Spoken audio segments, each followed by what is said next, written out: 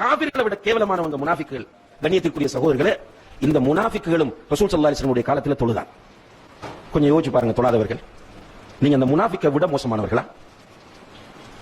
முனாஃபிக்கை விட நன்றி கட்ட கேவலமான கூட்டமா? ஏன் உங்களுடைய மூளையை பயன்படுத்தாமல் இருக்கிறீர்கள்?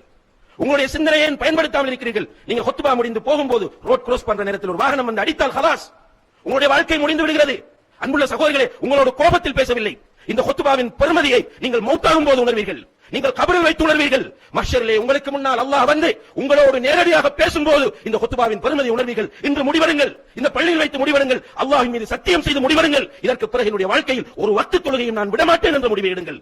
ஒரு மனிதனை ரசூலுல்லாஹி அலைஹி வஸல்லம் அவர்கள் எப்படி தொழுகைக்கு வழிகாட்டுகிறார்கள் என்றால், நின்று கொண்டு தொழு, அதற்கு முடியாவிட்டால் இருந்து கொண்டு தொழு. அந்த அளவுக்கும் உன்னுடைய உடலில் ஆரோக்கியம் இல்லையா, படுத்துக் கொண்டு தொழு. அதற்கு முன்னால் முடியாவிட்டால் கண்களால் சைக்கிளை செய்தாவது தொழு. தொழுகை விட முடியாது சகோதரர்களே. ஊரில் இருந்தாலும் தொழ வேண்டும், பயணத்தில் இருந்தாலும் தொழ வேண்டும். நீங்கள் வாகனத்தில் போனாலும் தொழ வேண்டும், விமானத்தில் போனாலும் தொழ வேண்டும். நீங்கள் சமாதான சூழ்நிலையில் இருந்தாலும் தொழ வேண்டும்.